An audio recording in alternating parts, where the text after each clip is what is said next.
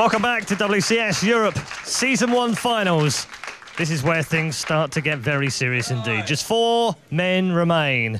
Who's going to be crowned champion of Europe? Well, before we get to that, let's take a look at the bracket for the best placed 5th player. Just to confirm and give the crowd one more chance to cheer his name, TLO will be going off to the finals in Korea. A fantastic way to start off the day here on Sunday in May for our first Season 1 of the WCS Europe. TLO confirmed as the 5th and final member of the 5-man crew that goes to Korea for the Season 1 Global Finals. And now we're going to find out who's going to be champion of Europe. But before we get to that, let's show you the bracket and how they look right now. If you weren't with us yesterday, the 4 men that went through to the semi-finals, DIMAGA going through, having beaten Happy. MVP came through beating TLO very easily indeed yesterday for the other semi-finals. So that'll be our first matchup, DIMAGA versus MVP. And then straight after that, we'll have 4GG against Stefano. So that's how our 2 semi-finals look. Before we get to our semi-finals and we check in with the players, we've been joined by Mr. Apollo, who has hastily run down the stairs. I was here all the time. I was waiting for my introduction. All right, okay, fine. So how are you doing so far today? I know that this is where things get really serious now, but a lot of people said, well, why have you streamed the other games and the semi-finals? And I guess the reason is that we wanted matches like that. Because it might not, you know, I thought it was a really exciting set of matches. It might have been a bit cheesy, but, you know, TLO, I mean, he was very gracious afterwards. He said, I might not be able to beat him in a straight-up fight, but he used his noodle because he realised that and then played something a bit weird. Win's a win, right? At the end of the day. That's what it's about. You know, you start the game equal, you come out a winner, and TLO was the guy that won in the end, so he takes the slot. Yep. Congratulations. Okay. So before we'll finish with the 5th place now. TLO's locked that one in the bag. He's got his plane ticket and his boarding pass. Let's move on to the top 4. Because this is it now. I mean, we've got 3 matches, and they're going to decide the first Season 1 champion of Europe. Where's it going? Is it going to Korea? All right. Is it staying in Europe? I have a feeling it may be Korean, but obviously there's some pretty strong European presence here. I'm having a hard time seeing DIMAGA get past MVP, but I said that against Happy too, so anything's possible. But I'm having a feeling that MVP is going to probably 3-0, 3-1 this. And I actually feel that Stefano can beat 4GG. So I think we may see a Stefano MVP final. Okay, let me ask you this. Is MVP Stefano the dream final? I think for a lot of people, yes. Stefano, throughout all the Wings of Liberty for the last year, 2 years or whatever, he's been the guy that has been beating these Koreans, you know. And for this to be in Europe, for him to defend what's Europe's Season 1, there's the perfect finals. Yeah, I mean, although this is Season 1, we should explain that we had a WCS Europe last year and he was the Europe champion. So in a sense, he needs to kind of step up and defend his title in a way. He hadn't been playing all that well in Heart of the Swan, but now just seems like he's getting some rhythm back at the right time. Yeah, I mean, he's been performing better and better every round in WCS so far. Started off really shaky and has now become a player who can 3-0 in the quarterfinals against Baby Knight. And I spoke to him. He says he's in form. He's feeling good. We saw some really good plays from him against Baby Knight. The changelings around and small little details like that, which kind of shows us that he's practicing, he's playing, and he wants to win, more importantly. Yeah, absolutely. Okay, thank you very much, Sean. We're going to get some more analysis from Apollo throughout this next set of matches. In fact, right at the end of this set of matches. Before we get there, we'll check in with the players once more. This, in case you didn't already know, is DIMAGA! Hello, my name is Dmitry Filipchuk. I'm from Ukraine, from city Chernihiv, and I'm playing Zerg. I think I have a quite passive style of playing. Obviously, I'm playing like solid plays, and you can react to kind of everything. You can play like one build order and react to everything, but it's almost impossible, so you have to take two risks. When I find out my group with Fizz, Stefano, and Torzen, I was thinking, it's a tough group. After everything, I think I have very good draw for me, that group, compared to others. I just married like not long time ago, like 1 year, and everything is going really perfect in everything, especially when I'm losing, because you know, like when you're winning, like everybody, yeah, you're so good, grats and other stuff, but when you're losing, it's like we're always tough. DIMAGA knows he is in a commanding position. The two siege tanks are going to try and hold on, but the Mutalisks fly in, trying to pick off one. The second one goes down to the Roaches as well. All there is left is Marines. GG, well played! When I saw GG from Torsen, I didn't believe that I can win such a game, especially lost in decider. I was just have so many emotions, like I was just showing like, oh yeah, I do it. This is like was really amazing. I love it. I remember I was doing as well against Mana in assembly finals. I was losing 2-0 in best of 5 final, and then I come back with 3-2. It's just like, I don't know, just like going from you. I don't know, it's just cool. My goal was to go to the round of 8, because if you go into the round of 8, you will play Premier League next season. It's like my goal was. So right now, I know my opponent, it's Empire Happy. He's very, very solid and strong player. I play him a lot in ladder. I will try to do my best, and I hope luck will be on my side again.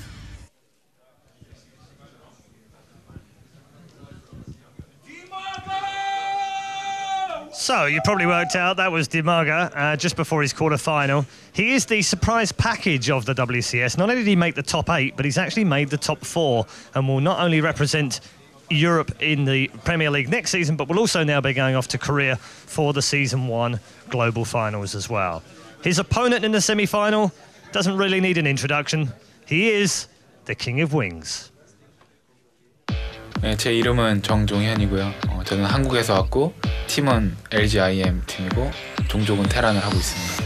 제가 유럽에 왔을 때 항상 대회 성적이 좋아서 유럽을 선택했고 예전부터 뭐랄까 유럽이 저한테 잘 맞는 것 같아요. 생활 패턴이라든지 먹는 거나 그런 거 생활 모든 게 다 잘 맞는 것 같아서 유럽으로 선택했어요. 일단 한국은 레더를 굉장히 많이 하는데 유럽 선수들은 레더를 별로 안 하고 쉬는 시간에만 레더를 하는 것 같고요. 한국인들은 거의 레더로만 연습을 해서 레더 서치할 때 좀 한국은 되게 빨리 잡히는데 유럽은 좀 늦게 잡히는 것 같아요.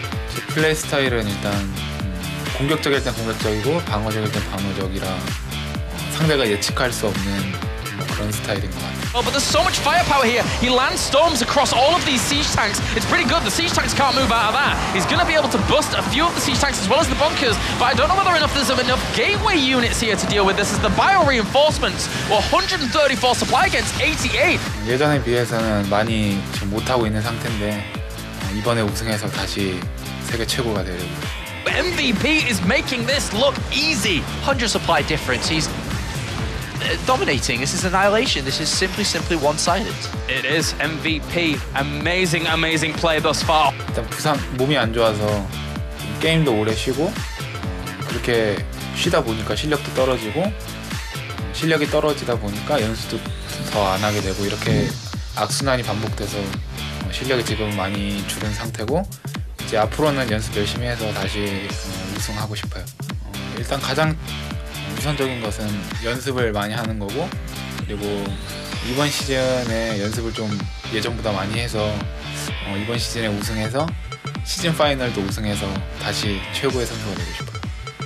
우승할 확률은 50% 정도 된다고 생각하고요. 일단 8강부터 차근차근 이겨서 결승까지 가면 결승에서는 안 질 것 같아요.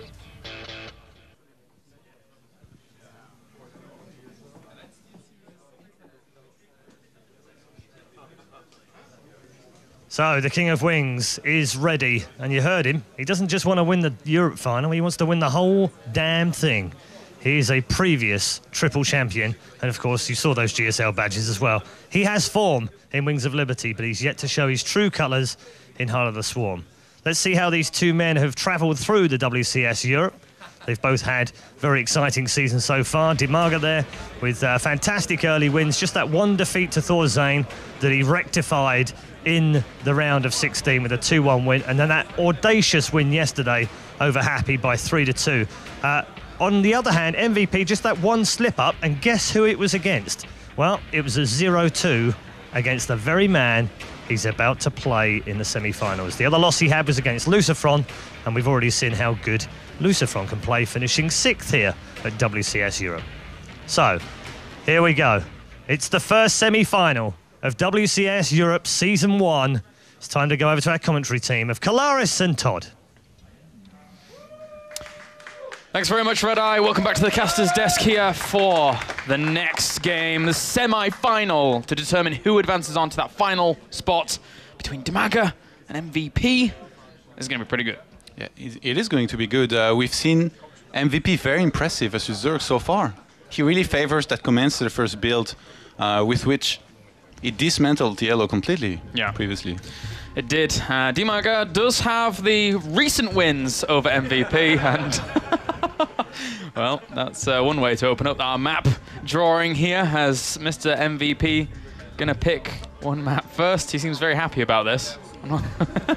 DIMAGA is always smiling and happy. How can you not be smiling if you're next to him? Yeah. When you play him, you smile a lot less. That's what I can tell you usually. Yeah? Oh, well, okay then. So we're going to see the first map being vetoed here. Whirlwind goes away for MVP. Doesn't want to play against a big style of Lings and Ultras against DIMAGA. And DIMAGA gets rid of Akalon Wastes. And again, you know, MVP is going to be looking back on the games that he played against DIMAGA. They were arguably, admittedly online, but still, DIMAGA played very strongly against him. But ever since then, DIMAGA has mixed up his style from Ling Ultra, things like that, to like Roach Hydra and stuff. So we'll see if MVP can adapt. Yeah, DIMAGA, when he played versus Happy on Whirlwind, didn't he go for like mass Roach Hydralisks and then completely overpowered his opponent? Maybe MVP saw these games and then he realized, well, that's not something I really want to play against here.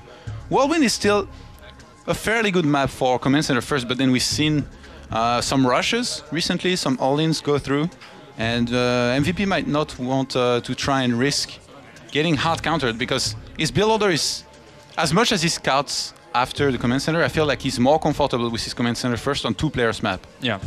Remember, he before making the barracks, he always sends the SCV out to scout. Yeah, he's very active about that. And I think, you know, with what you said before about Dima versus Happy, things like that, you were right. I mean, there was a lot of very aggressive play from our Zergs over the course of the previous series here in TVZ. And that's where Zergs are finding a lot of their strengths. We already saw TLO defeating Luciferon with a lot of aggression. But for now, guys, we can go over to a few short interviews to see exactly how our players feel going into this first best of 5. MVP, DIMAGA, will he be easier than TLO or harder? DIMAGA will be tougher than TLO because I met him in round of 32 already and lost against him, so it will be definitely harder. Will you have to play more differently compared to your TLO game? Against my game against DIMAGA, I'm actually, right now I don't know yet what I'm going to prepare. Do you have another score prediction for us for this match? 3대0으로 이길 것 같아요. 3-0. 감사합니다. DIMAGA, your first opponent was Happy, now you've got MVP, a theoretically much stronger opponent. Can you pull another rabbit out of the hat? I don't know, but I will try to do my best. You beat him once already. How different will this game be? Obviously, pressure is much higher. Pressure is really much higher, and I think it will be really much more harder, because like I played from Europe and he was in Korea, so this is really huge, I think. DIMAGA, we saw a lot of emotions from you. Are you going to come in nervous into this match? I think for sure. I'm nervous like every single match I play, especially when you start to winning. It's like really like choking. Does it make a difference that it's MVP out of all the players here as the 4-time GSL champion? I think not. Dima, you have already beaten MVP in the round of 32. How will that influence this playoff semi-final? I think it doesn't matter right now, because LAN is LAN and everything can be possible. And MVP has a lot of experience of LANs, especially like high-level LANs. You show a lot of emotion when you play. Do you feel like you're going to be nervous in this match? I'm sure I will be nervous, but I hope I can play at least my usual play style. Do you feel like you have? Do you feel like you know what you need to do in order to beat somebody like MVP? I don't know, honestly, but I hope game will be really fun to watch. All right, well, we're going to get into this in just a second here. DIMAGA saying that he's feeling pretty nervous, but I mean, going up against MVP, would you feel pretty nervous, Todd? Yeah, but I would also feel very glad to be playing against such a player. Yeah. I think it was TLO who said it before. You don't have much to lose and everything to gain from playing against a player as renowned as MVP. And it's funny because we're just in the chat here just before the games, and Mr. MVP just keeps spamming DIMAGA, so I wasn't quite expecting that from MVP. But we are going to jump into game number 1 here between these two menacing individuals in the form of MVP and DIMAGA to determine who advances onto the grand finals here for the Europe Premier Season 1 Grand Finals. Spawning down to the bottom left as our Red Terran representing Korea and LGIM. Give it up for MVP.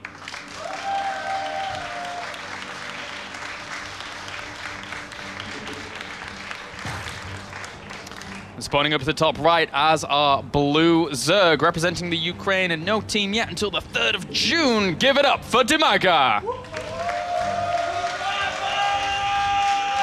MVP, we've said it, he likes his commands in the first. He exclusively went for that build order previously versus TLO now. He knows that DIMAGA is going to be aware of that, obviously. How does he adapt from there? Does he still go for that command center build? I was talking about it, but apparently it's a very safe build. There is no clear counter. There might be some all-ins that might work if he didn't scout. Like a Baneling Bus, some very quick road rush. But the thing is, he scouts very early on usually, but well, in this game he's already mixing it up with the barracks followed by gas on 12, so Reapers feels like followed by most likely an expansion. So MVP already mixing it up here. I like this. I think that both of these players, their roads through the WCS Europe thus far have been dominated by TVZs and ZVTs on both sides of things. So both players are going into this knowing A, a lot about their opponent, B, from that point on, they now know that they need to try and deviate things up. And I think that's exactly what MVP is going to do to kick things off. But I wouldn't be surprised if we saw MVP from that point on utilize a similar strategy he did against TLO with that Hellbats, Hellions Marauders, just pressuring the third base, being very annoying. Yeah, especially constant aggression. Yeah. It's one thing to open with some aggression, but then to keep up with it the entire game while macroing is very hard to do. And it's also a style which MVP chose to use in his first series previously. So here we're going to see what he chooses to do. So far it's just one Reaper, should be followed by a second one. And DIMAGA, no gas yet.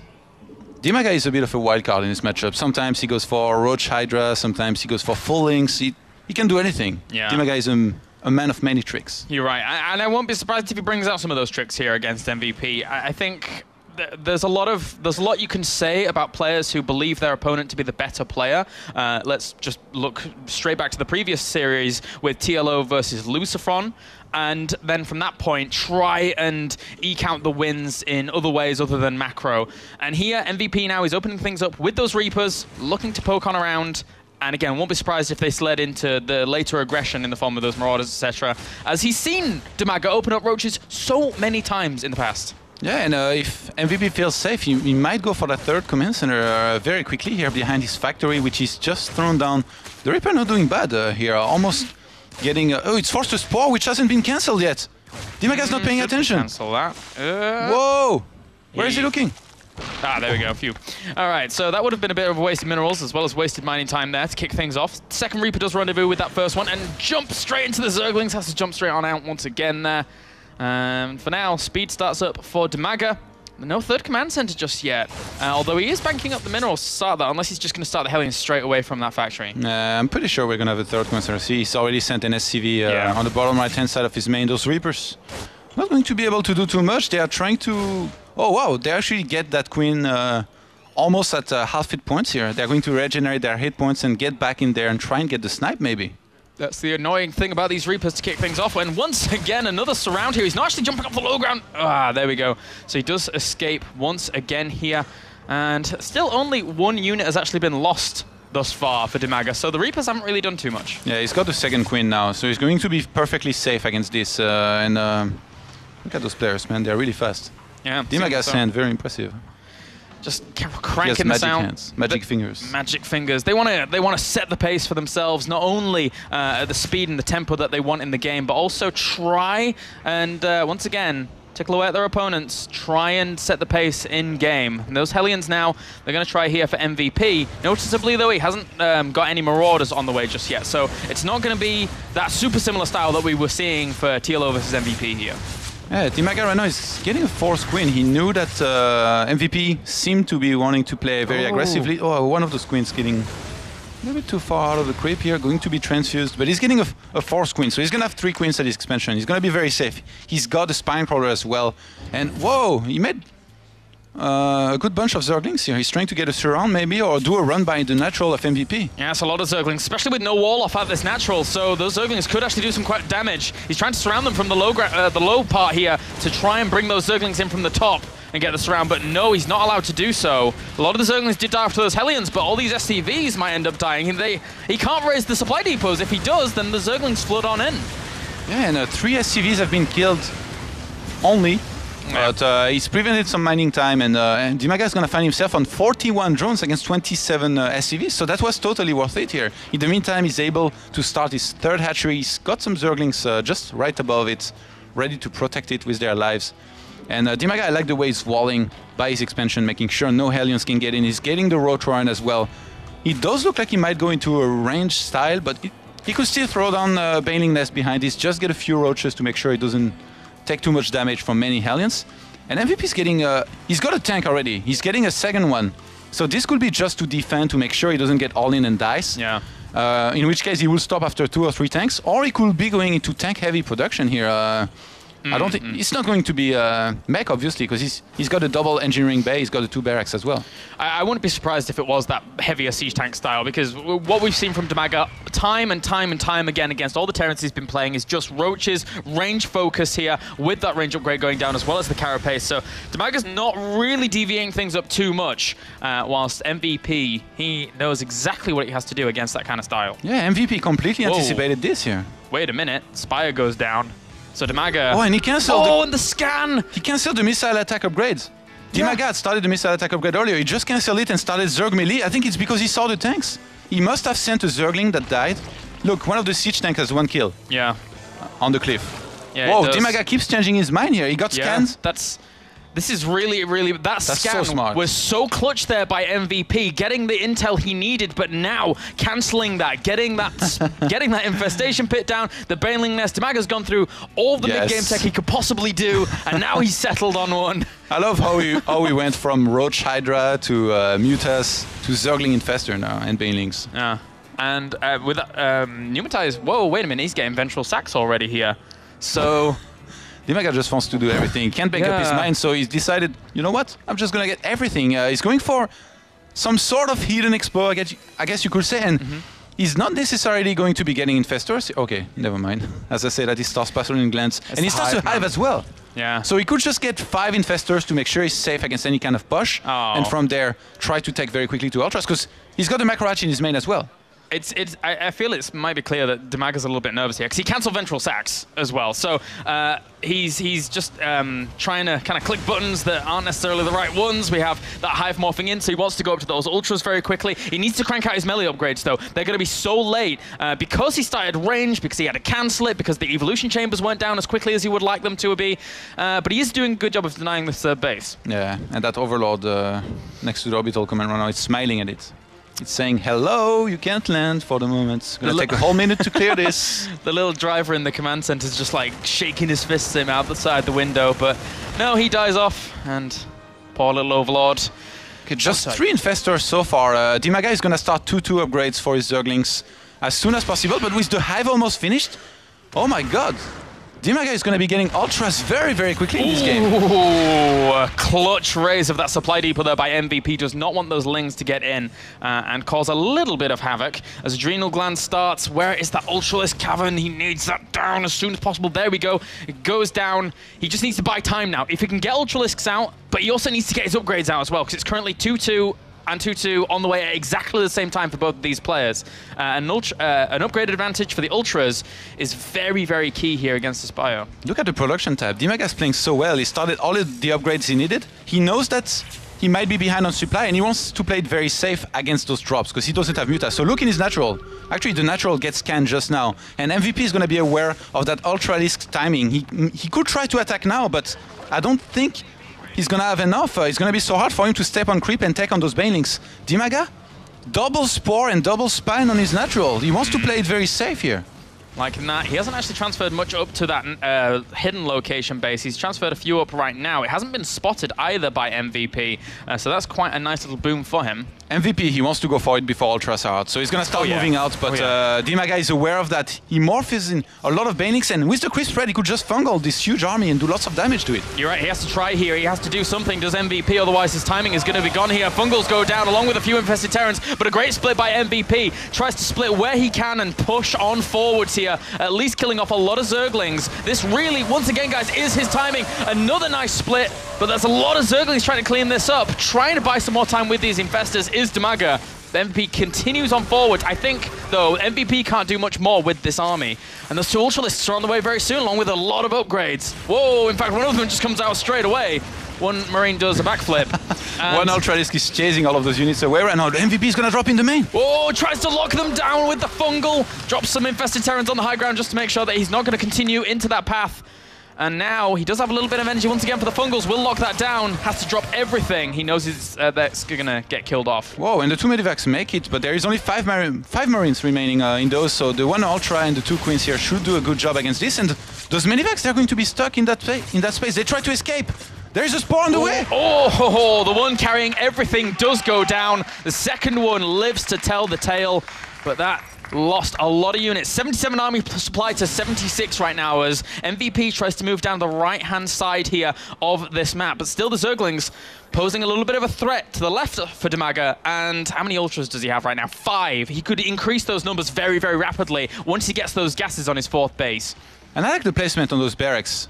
This is going to make it very hard for any kind of big Ultralisk attack to be able to get inside of the army of DIMAGA, of MVP, if DIMAGA chooses to attack. So that's very clever. You do this as Protoss as well, because you don't want those Ultralists to get as much surface area to attack against your army as they would like to. And DIMAGA, with that force base saturated, he's going to be on 8 gases. He started 3-3, he's going very Ultralisk heavy right now. The thing is, he's got the 5 Infestors charging up on energy on the top left-hand side.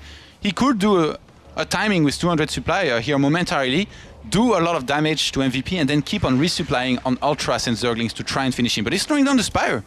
It looks like he might try to maybe turtle a little bit more than I thought he would here. And whoa, this Medivac gonna fly maybe into 2 spores? Yeah, that's one thing that's about this map that makes it very hard. Unlike a map like Star Station where drops are very, very easy, on a map like this, there's very little dead space. So these Medivacs really aren't going to do a whole lot. And Mr. TLO says, so I guess I took 5th place at WCS and go to career after all. Really didn't expect that, but, well, congratulations to TLO regardless. He's gonna have a good trip, I'm sure. Those Medivacs not really able to do anything. Oh, look, the one on the top right-hand side is going to no dead space. You can't do this. You can't just sit in a corner here. MVP is using this to his advantage. Whoa. He catches a fungal growth on some of that bio, but he has to pull back. Not all the Ultralisks are there to actually help that out. They're all spread out across the map right now, trying to shut down the drops. He gets one of them, and a few of his units down to the bottom right are just not doing anything. They should push in. They want to counter that one base, but there is mines in position. Ooh, that's pretty well fortified, actually. There's even a siege tank there to help that out. The Zerglings all get obliterated very, very quickly, but at the same time, that bunker won't hold on too long for those Ultralists. The Marauders try and find the base up to the top left-hand corner, kill it, and move on back. MVP is keeping DIMAGA on his toes. The Ultras are stuck. They come out and end up attacking those Marauders, but they're going to get killed here. And MVP, he's done a lot of damage here. DIMAGA might go for... Well, he's starting to get a bank. He should. I do think he should go for an attack here. It's just so hard to attack into those barracks when MVP's army is just right behind, but he doesn't have much left. You're right, choking off his opponent here with these barracks. The infrastructure technically could fall very, very quickly, especially with +3 finishing up in just a second for those Ultralisks. There it goes. But he's getting the Greater Spire behind it, so DIMAGA's playing this game out very long. 11 Corruptors on the way, and it's seemingly... MVP has no intel about this right now, so he's going to be hit by Broodlords. MVP is Marauder heavy right now. He's got 20 Marauders, 29 Marines. 29 Marines against a bunch of Broodlords and Fungal. That's going to be really hard for him to make this work here. We don't have a single Viking out on the map. I'm pretty sure DIMAGA is going to be able to reach a good Broodlord count, although he does not have all that much gas. He just morphed in some Banelings next to his army to make sure he can really take on this Bioforce on the ground, but he should have prioritized those Broodlords, I think. Those Broodlords were just out of scan range there, but he throws down 3 more star pots, realizing that that's pretty much the time to actually go for that anyway. He only had 1 to begin with, so 3 is a very, very good number here for him, but he's still only on 3 bases worth of economy. So well, even 2 base, considering his main is actually mined out. He's trying to kill off 1 or 2 of these Ultras, but there's no 4th base down for him. He needs that economy, because right now, once again, the bank is great here for him. Those are some good connections. It looks like he's just going to continue to push in once again here. These Infestors do get 1 or 2 good Fungals. Oh, he sees all those Corruptors, though. And you're right, the Broodlords are nowhere to be seen, so he needs to bring those along with him to try and shut this army down. There's nothing to really tank for those Ultras. Another drop on the way into the main as well. And DIMAGA needs to expand a little bit more after he's done defending this, which I think he should be able to. Oh, his Broodlords are flying above some mines right now. He has to be careful. Well, one of them does get a connection, and in the end, some of the Corruptors get shot at as well. A lot more Zerglings actually pop out here for DIMAGA, as that drop is being pretty annoying in the main. If he could get Baneling Nest, if he could get any tech, that would be a big pickup there for MVP, as he is maxed out right now. Oh, ho, ho, ho. That was a lot of workers killed. He's currently killed off 18 thus far, and he's going to try and snipe out this base up to the top left again. There's nothing he can do about this. He can save all of these units, unless, of course, Fungals hit those medevacs when he retreats. DIMAGA's army is out of position, and there is a minefield on the way here. It's just so hard for him to reach this, so he's going to give it up. He's trying to take another expansion on the right-hand side.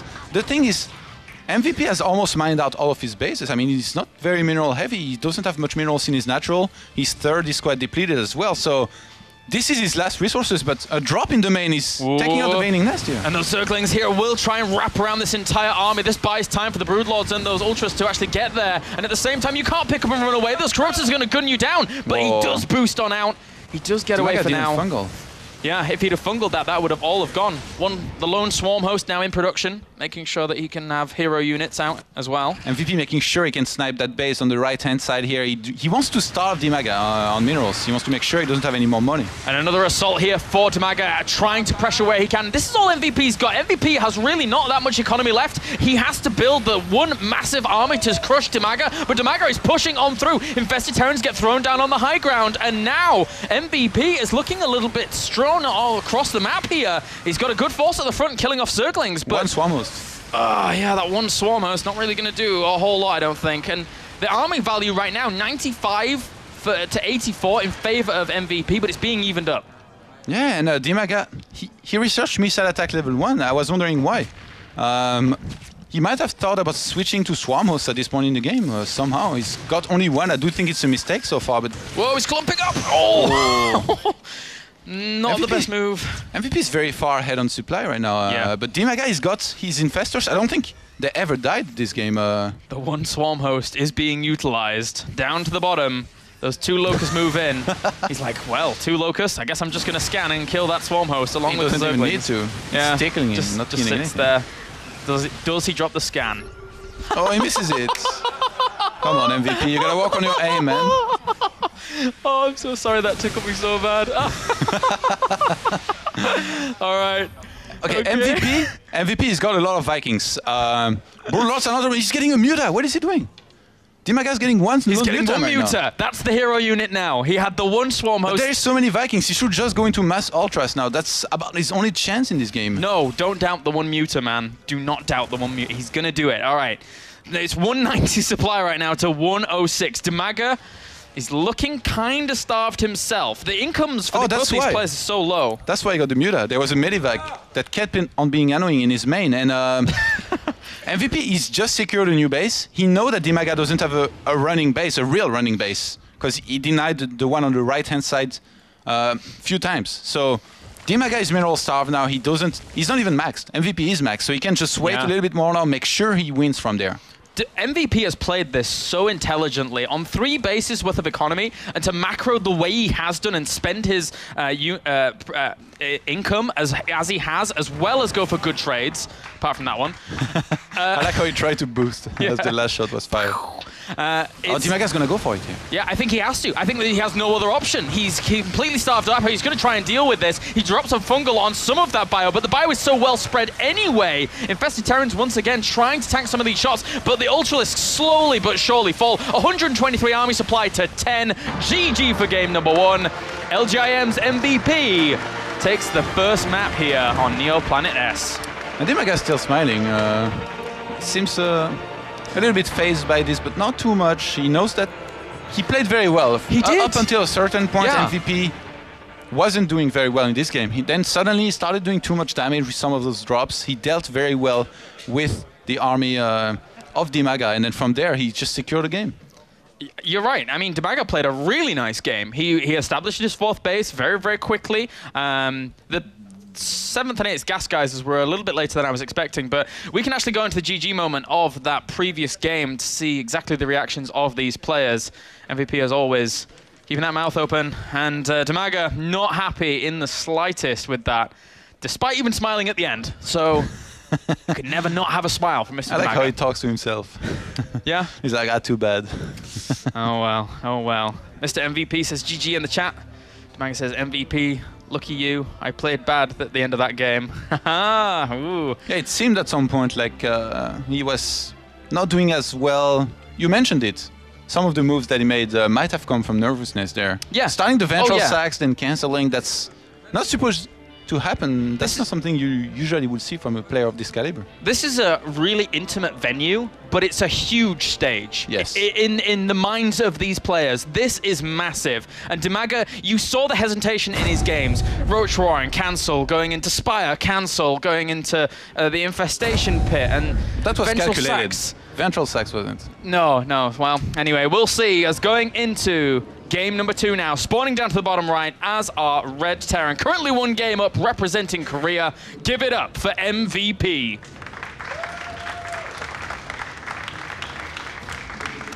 And spawning down to the bottom left as the Blue Zerg. Currently 1 game down representing Ukraine.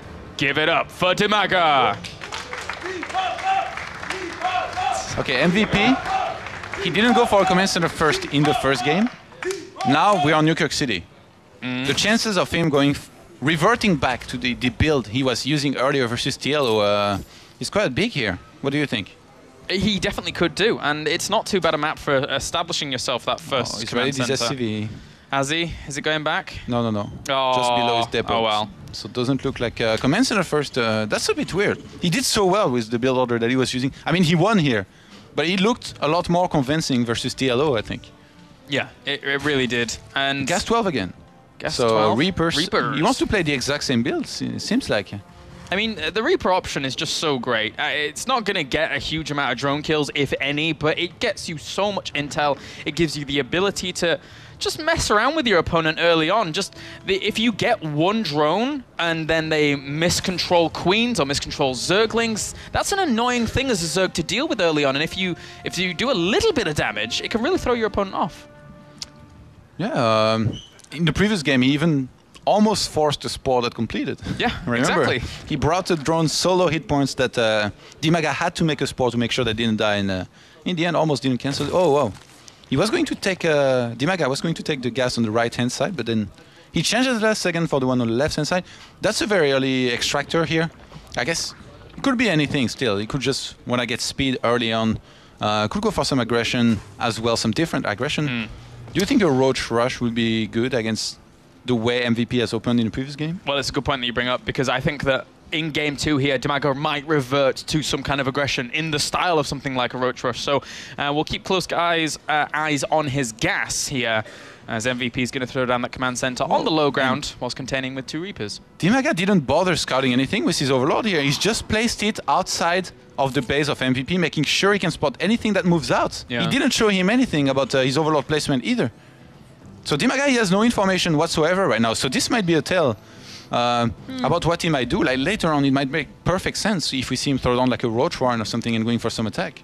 Well, in essence, he sees the Reapers moving across the map, so that gives him a lot of intel as to how his opponent's opened, and generally he could probably read into that and say, well, maybe you've just opened in exactly the same way as game number 1. The factory's on the way now for MVP behind this, and because the Reaper opening is so common, I think DIMAGA was probably expecting this in the end. Yeah, and DIMAGA stopped mining gas after 100, so that's just going to be speed now. I guess he knew that the Reaper was on its way to his base as well, so as soon as he chases out the Reaper, if he starts mining gas as well, that could be a big tell, but so far, he's not... Well, those Reapers are not out of it just yet. They're gonna try to be annoying for a little while longer. And no, DIMAGA, it doesn't look like he wants to resume gas mining here. And we shall see. Whoa, one drone kill there for the cost of a Reaper. Nice trade in the end. If this game goes on for much longer, then that does hinder him somewhat. Second command center starts as well here for MVP, so really not deviating himself. And it's a good option. It's the most standard, safest, strongest economy build that you can possibly go for here as a Terran. As long as he keeps an eye on his opponent's kind of tech or at the front of his base, making sure he can kind of contain him, etc. He's gonna be looking good here in game number 2.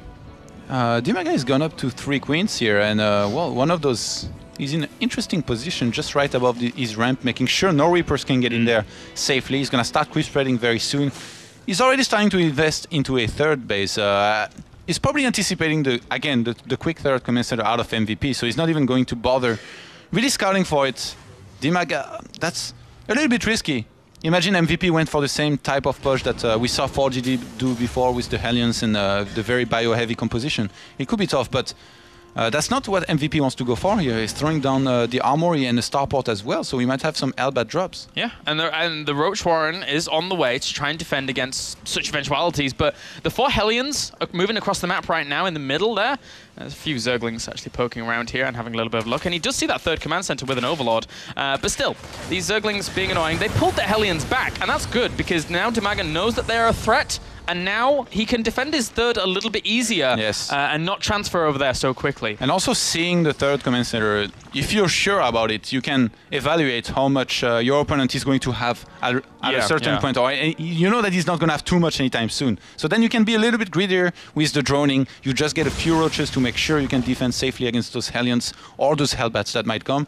I'm not sure how much he might be or not expecting those Hellbats, but well, those Hellions shouldn't be able to do too much here, but if they... Oh, DIMAGA has to be careful. He doesn't have any transfuse on his other queen here. Yeah, cool scan actually spots exactly how many units are up on this high ground. He does get one of the Hellions, but at the cost of a queen. Not the best trade there for Mr. DIMAGA. But he spotted the gases as well, so he knows a lot of gas is being taken, and Hellbat drops. The Medivac is going to fly past the Overlord. DIMAGA should have seen this.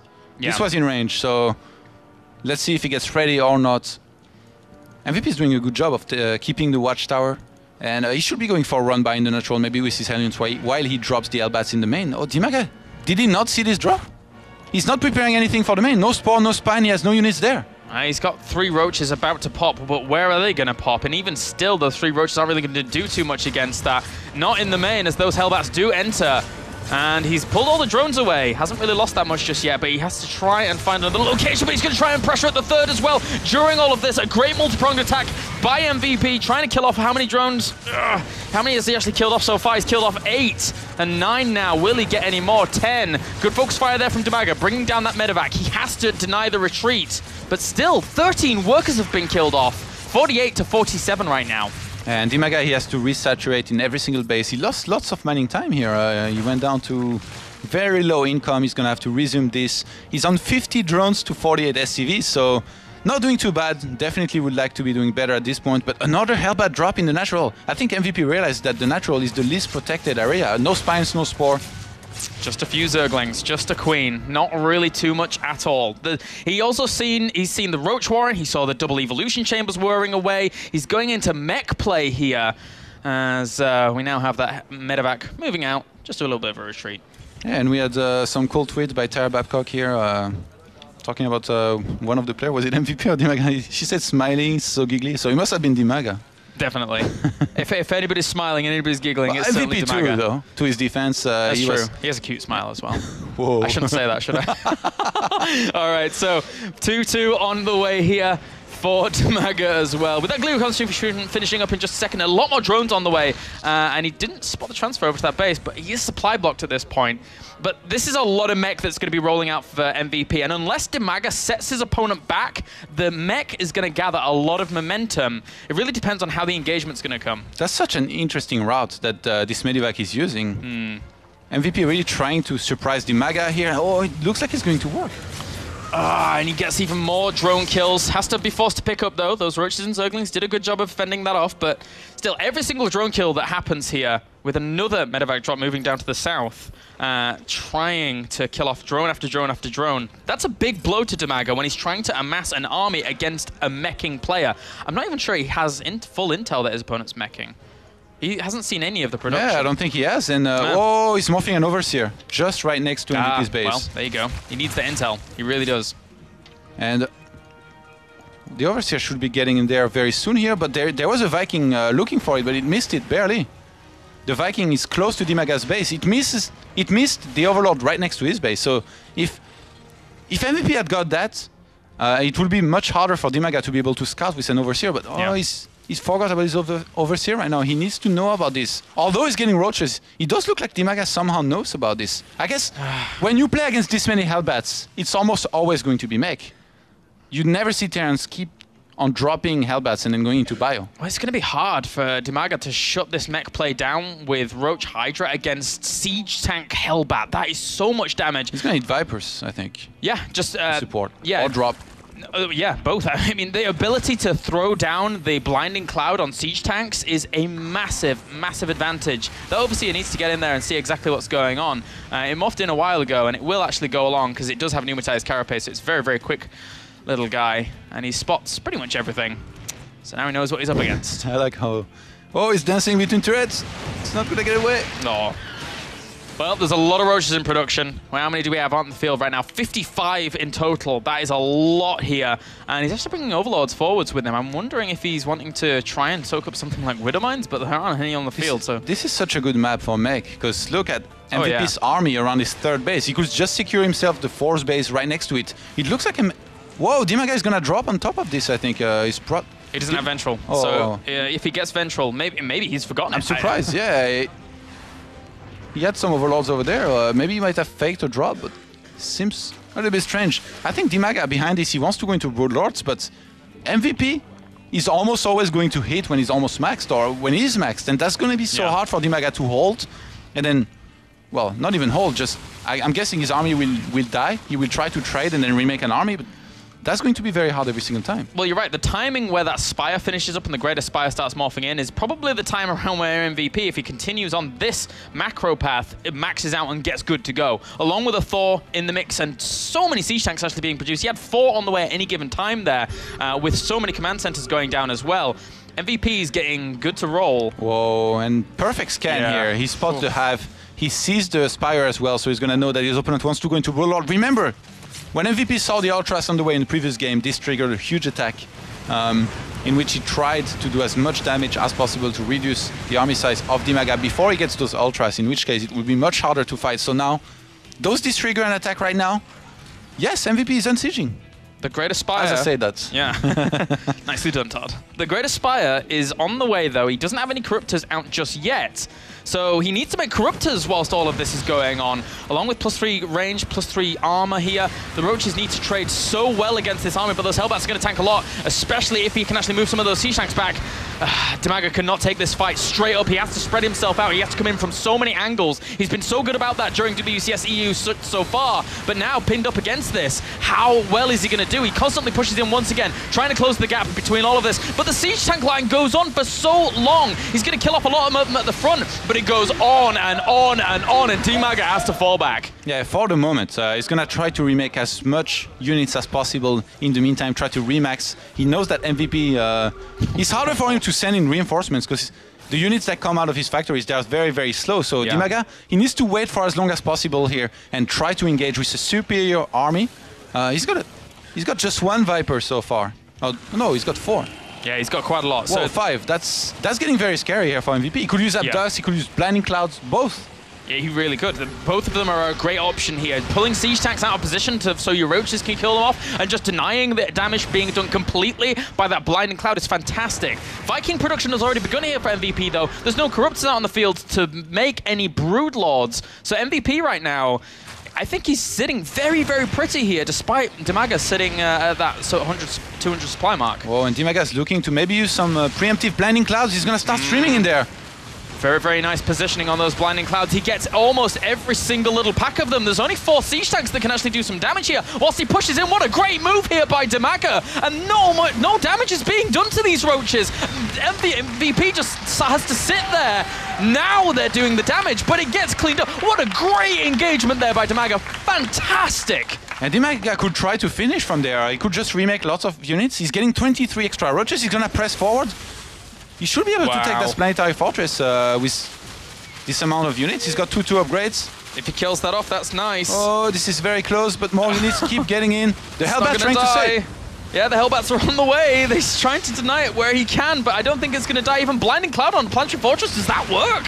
Maybe. Apparently it does. I've never tested that before. She's not shooting. All right, well, yeah, and just to begin shooting once again. And the Ultralisk Cavern's now on the way as well for DIMAGA. I like how one tank in the middle of the map was forgot about. That poor guy. He's like, oh, you're leaving me alone? Oh well, I'm dead now. And even the Hellbats now trying to do some damage. This is really down to the wire. MVP needs a lot of time to recuperate himself, whilst DIMAGA has great tech, great income, the ability to switch things up. He's getting air armor, so now he could start those Corruptors with those Broodlords transitions. He's getting Chitinous plating. If he wants, he can go for Ultras as well. He's got 3 upgrades now for his ranged units, so he's gonna start upgrading the Zerg melee attacks level 1 as well. He's getting the Zerg Flyer Carapace, so I still think he wants to get Broodlords later on. He doesn't have the gas right now. Yeah, he doesn't. It's he needs to accumulate that as quickly as he possibly can do. Another base going to go down up to the top right here. MVP, as you said, gas-starved. Lots of minerals, plenty of them, but not the ability to produce the exact army he would like to. He needs to get rolling once again, but how many Vipers do we still have out? 4, all with full energy. So that's very, very nice for him here. Those blinding clouds, so important. MVP has 10 command centers in this game. Wow. That's pretty insane. DIMAGA, oh, I like this move. Sending in the roaches into this one base here. They should be able to kill those Hellbats and then start taking out SCVs. But MVP is on 66 SCVs. He has a lot of orbitals. Losing 10 here wouldn't really affect him.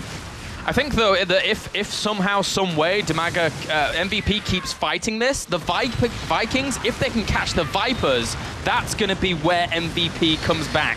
DIMAGA with that lead right now, but MVP could certainly claw it along with those Vikings. A few Hellbats do get sacrificed. But on the reverse side of that, sorry, the Hydralisks coming out, if he abducts all the Vikings into those Hydralisks, which I've seen time and time again in this matchup, is also extremely pivotal. Yeah, but keep in mind, we have only one starport here by MVP, so he's got those 10 Vikings. As you said, if he loses them, he's going to be in lots of trouble in case we see Broodlords or Mutas being made right after. He's going to move on forwards once again, is DIMAGA. He's just creep spreading as best he can do. Slowly but surely, though, he's giving MVP time to get his infrastructure back up and running, get his economy going. DIMAGA has a great bank behind this. Not that much gas, though. He's going to try for a sneaky attack here. He's hoping there isn't a huge part of the army of MVP. Catches a few of those units, but he loses a few of the Vipers in the process. Some of the Vikings did end up going down to those Hydralisks. He's going to try and power on forwards once again. Not that many units to actually tank for these Hydralisks, though. He's going to lose a lot of Hydralisks here. I'm kind of worried about this because MVP moving in from the back catches all of these units with the siege tanks. And I can't help but feel equalizes things up a little bit. Yeah, but DIMAGA is so rich anyway. Yeah. He wants to remax behind this. The problem is the gas. DIMAGA has not been doing the best job of mining from all the gases that are on his side of the map. There is 2 bases from which he's not mining on. Even this one, yeah, the one that we're seeing now. There is only 1 drone on this extractor. MVP has the army lead in terms of supply right now, just by a little bit. He's gonna go for it now. He's gonna start moving across the map. After you kill a lot of your opponent's army, you always wanna try and attack or at least pressure. And MVP, he's not maxed yet, but he feels confident enough to move across the map and not give his opponent enough time to get the perfect composition. I don't think Roche Hydra is enough to deal with this. He needs more energy on those Vipers. They have around half energy each, but he's trying to get some evolution chambers down so he can drain once again. Some blinding clouds do end up landing, but not as many as there were before there. There's a lot of tanks going all the way behind this. Not that many units to tank for all those Hydralisks. MVP has split his units up very, very nicely, sieging up once again at the very back. A great blinding cloud on those clump of siege tanks at the back, though. And MVP, slowly but surely, I think he may end up cutting all of this down, but actually, the units up to the top have killed off all the siege tanks as well, and DIMAGA pushes on through. Yeah, you're right. Roach Hydra wasn't enough to defend against this, but what about Roach Hydra Viper? Vipers, man, they help out a lot. Oh, but still some siege tanks back here. MVP is holding on. Fly away, Roach. And Ultras are on the way behind these 5 Ultras. So DIMAGA spending lots of his gas behind this. He's trying to get an ideal composition against this, which I think will be Brood Lords, but he feels like he doesn't have the time. Yeah. I think that's the problem here. MVP is not giving DIMAGA any time to get his perfect army composition, and DIMAGA is still not taking the gases on his top left-hand side base, or even the one just below that. So he could have a lot more gas right now if he did that a little bit better, and MVP is just going to want to look to punish that because he sees no Brood Lords so far. He's feeling confident. He starts moving in the middle of the map again. And he's going to actually just go for this. Whoa, the Ultralisks just swinging on Hinnia. Will they be able to tank enough of this damage from all of those siege tanks in the back? The siege tank line doesn't go back far enough, apparently, as once again, Blinding Clouds and Abducts pulls them straight into the Kaiser Blades of those Ultralisks. Powering on forwards once again is DIMAGA. 200 supply against 110. This is where he may be able to just shut down the Terran completely, but he pulls on back for now. This is so close. Yeah, DIMAGA could just finish it here. I think, look at the supply. MVP, he's got only 62 army supply to 122. Double the supply for DIMAGA here, and he got a much stronger bank as well. Imagine he goes for it now, he trades his army, he remaxes on roaches, and he keeps on rallying them across the map. The thing is, DIMAGA has used a lot of energy during this last fight, so he could wait until he gets more on his Vipers, but no, he's not going to wait. Those Ultralisks come in from either side. Siege tanks, you have nowhere to run, nowhere to hide, but the Planetary Fortress trying to hold on strong, but I don't think it's going to in the end. It burns down and gets completely shredded, along with the Roaches powering on behind this for DIMAGA. All the Siege tanks trying to run away desperately, but the economy has been really hurt here for MVP, and DIMAGA's playing a great game number 2. This is like one of the best tutorials I've seen on how to play versus Mag on this map, in my opinion. Yeah. DIMAGA doing so well with those Vipers. He has to be careful. He should be pulling back with this army until reinforcements arrive here. But MVP, having lost his base, his income is not going to be too great. He's got only minerals on 2 of his remaining bases, while DIMAGA has a huge advantage right now, so he can just expand over and over again and never let MVP take and expand again. I'm so surprised that the income is very, very close right now. It's... whoa, well, MVP actually just threw down a couple of mules, and now he's flying once again. 12 mules out right now, just 12. Not too bad here for MVP. And DIMAGA finally taking the gases on the top left-hand side on his base, so as soon as he gets that going, MVP is canning the middle base on the left-hand side as well of DIMAGA, the latest one that he's taking right now, just below the one where DIMAGA just took his gases. So he's going to be able to be aware exactly how much gas DIMAGA has right now. Kind of guess. You always want to know where your opponent is at economically. And MVP, I have to say, economy-wise, he's not lacking gas too much. He's been doing a very good job with his gases, with the way he spent his money. He's not gone for Ravens, so he never dumped all of his gas into anything. So he still has a chance in this game, but DIMAGA, he should be careful to make sure he doesn't throw it away by being too passive or something like that. We've seen this happen before. As MVP tries to go for another Hellbat drop here, this should not do too much as long as DIMAGA is careful. Yeah, he's trying to wiggle it around, trying to find a way to do some damage, but at the same time, whoop, does get pulled away, and that poor medevac hit that hatchery. It drifted in the air before exploding. Yeah, it did. It's fast and furious medevac, man. Doing all right for itself. Newkirk drift. Newkirk drift. All right. Well, we have more command centers on the way for MVP. And still the income's looking pretty good for DIMAGA once again now. But MVP needs to try and re-establish a base. It gets to the point where you're meching as a Terran, and that's a really strong army.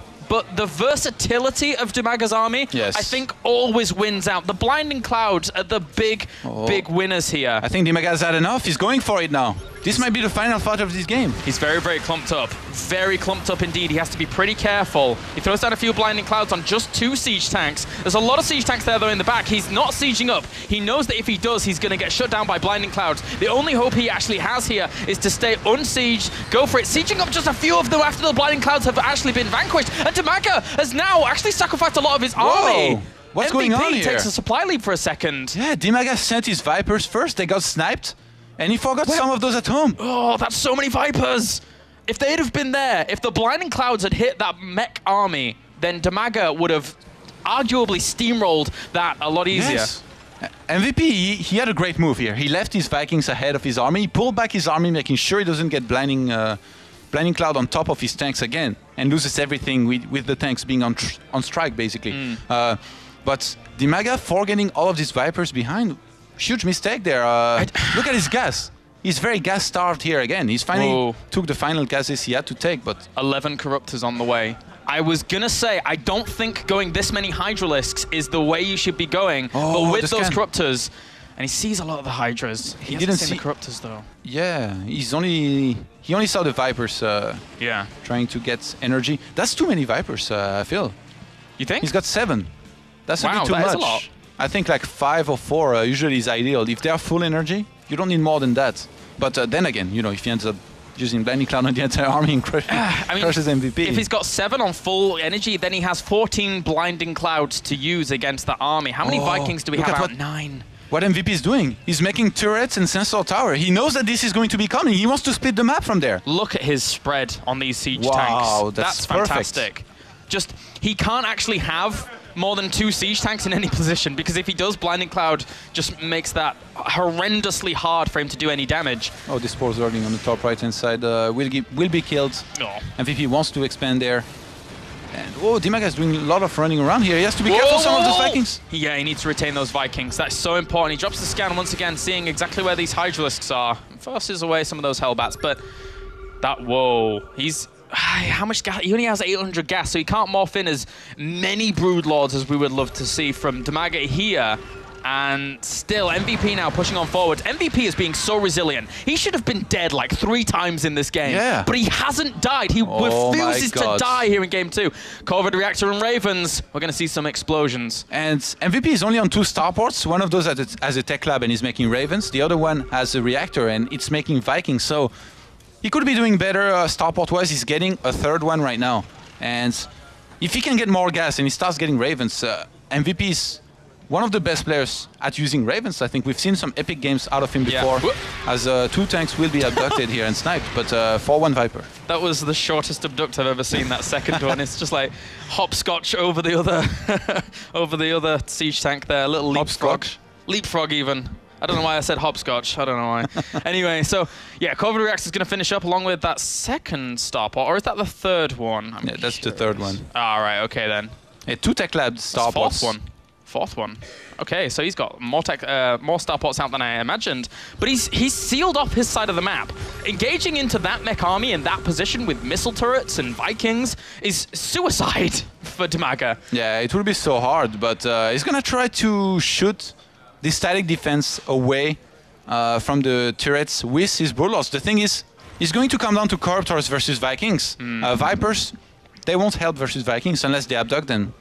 That would be pretty clever. You mentioned it, he will only trade energy for actual units then. Yeah, and he should abduct some of them. No, he's just barely out of range. Oh, he catches one of them. And a few more as well, but doesn't kill off that many in the end. The Broodlords are really causing him a big problem though. He tries to move on forwards, tries to focus one of them down at least, but he has to trade fully with these Corruptors right now. Even missile turrets helping out a lot here. So this battle is going to be so back and forth, but another great snipe out of 1 or 2 of those Broodlords. Tries to micro on back. The Vipers move on forwards here. They get killed off as well. The Hydralisks on the ground are being obliterated by siege tank after siege tank. And slowly but surely, DIMAGA is getting worse trades, but he has a great bank. Yeah, look at the bank. Yeah. MVP is broke behind this. This is his last army. He's trying to scramble any unit out he can from his... Hunter Seeker missiles. Oh, he throws down PDDs instead here to try and soak up what he can whilst engaging into this army. The siege tanks all on siege as well. MVP right now. Army supply 108.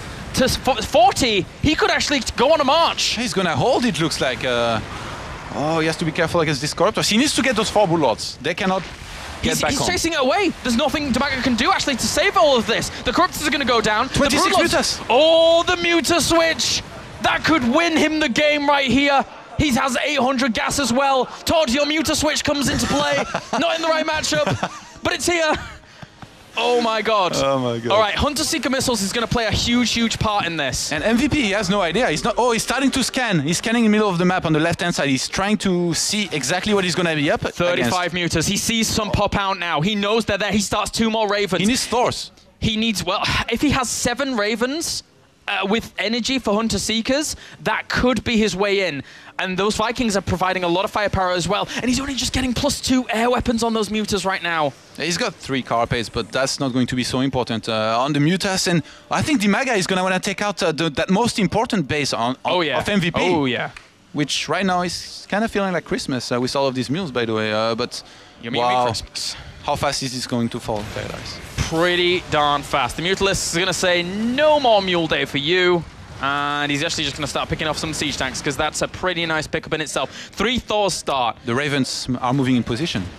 Oh, they have a lot of energy saved up. Those Vikings are going to try and shoo them away as well. MVP doesn't he needs to pull back. Whoa. Once this actually engagement comes, he throws down a few Hunter-Seeker missiles on the entirety of these Mutalisks. He catches, oh, some of them go down. How many are actually left here, though? Unit counting station, 21 Mutalisks still remain. There's not enough anti-air for him to deal with this. 4 Vikings and 2 Ravens remain. 5 Thors are in production. He needs these Thors out now to deal with this. Otherwise, this army is laid bare to waste. The missile turrets fall as well. DIMAGA, playing out a 40-minute game, is now on the verge of pushing all of this back, but the Thors pop. Yeah, and 16 Mutas are left. There is only tanks against those Mutas. Run away! And MVP, his base lived on the top right-hand side. I think DIMAGA is about to take this out, in which case MVP would have absolutely no income. He's got a very few mineral patches on his 4th base and 5th base, but not much money left there, I have to say. Whereas DIMAGA, he's got a big bank. He could go for lots of Zerglings in support for those Mutas. MVP has been dying slowly for the last 25 minutes. It's impossible for DIMAGA to win a ground fight right now against this many tanks, so he has to go for air, but the MVP, he holds against air every time. The standard extra, now 5 Ultralisks to complement Zergling Roach Muta play here at 41 minutes. And even Queen's marching across the map here. So many Thors are actually being mixed in right now. He's going to go up to 10 very soon. That's a lot of anti-air, but Magic Boxing, as well as maybe even Focus Fire from the ground army, could shut that down. And army supplies right now, 115 to 128 in favor of DIMAGA. Yeah, and Zerg Flyer Attacks level 3 is being researched now as well. Are we going to see fully upgraded armies from DIMAGA, whether it's ground or air? And fully upgraded mech? These armies are so close. I mean, the supply counts here themselves don't tell the full story, because MVP is just using mules to mine. And his army is still extremely, extremely strong. He throws down a Blinding Cloud on a lot of those siege tanks. That's going to negate so much of that damage. MVP has to micro out of that whilst all the ground army chases him down. Are these Mutalisks going to live long enough here to kill off what they need? There's 8 Thors left out on the field. Unit counts for the Mutalisks, 15 left. 6 more Thors left here. Oh god, it's so close. DIMAGA, still, he's down in supply once again. Wow, and DIMAGA, what composition does he go for behind this? He's got only, well, he's just made his mind. He's going for Ultras and lots of Zerglings. He doesn't have the gas to keep on making Mutas or getting Brood Loss here. And DIMAGA is expanding on MVP's side of the map. Wow. And this is his in range of one of the sensor tower. MVP is going to be aware about this. MVP, he sees the Mutas right now on the mini-map, thanks to his sensor tower, so he's gonna get into position to try and defend, but only 1 turret there. Yeah, missile turret doesn't help that at all. He needs to retain all of the income he possibly can do right now. The Thors, slowly but surely, are gonna get outmaneuvered by these Mutalisks if he keeps dancing around with them. And again, MVP's income is looking 1,200 income for a second there against 1,800 of DIMAGA whilst he gets that base up. This is... The unit loss tab somehow is very even.